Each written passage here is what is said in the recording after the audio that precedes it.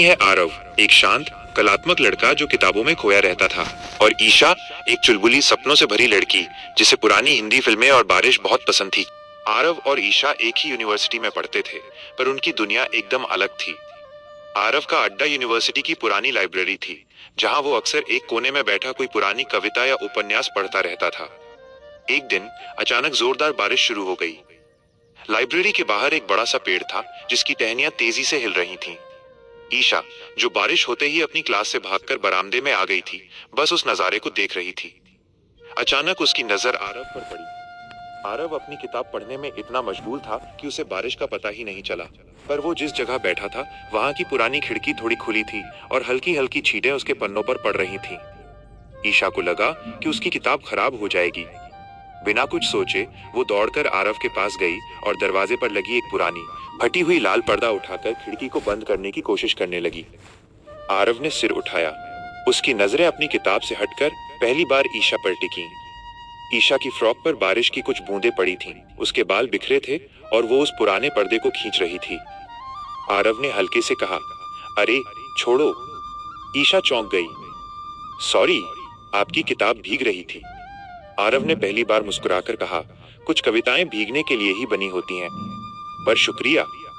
ईशा ने मुस्कुराते हुए जवाब दिया, और कुछ खिड़कियां बंद करने के लिए। और बस ये उनका पहला पल था। किताबों और बारिश की बूंदों के बीच शुरू हुई एक छोटी सी नोक-झोंक।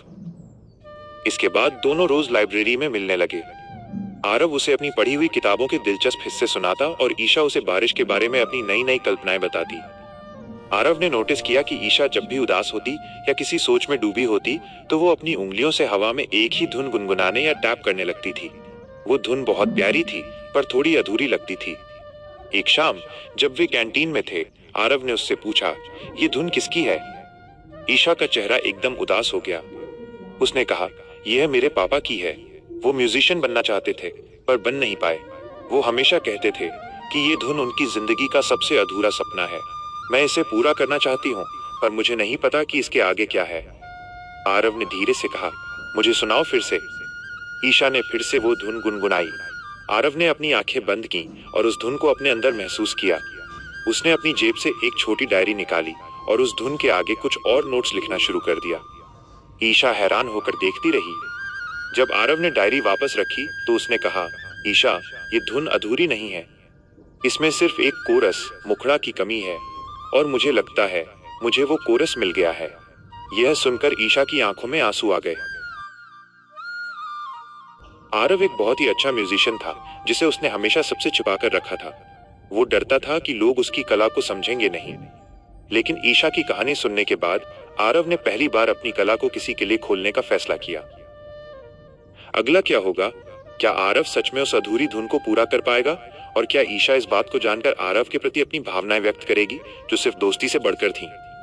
क्या ये बारिश की धुन उनके प्यार की धुन बन पाएगी? अगर आप जानना चाहते हैं कि इस लव स्टोरी का कोरस क्या है, तो मुझे बताइए।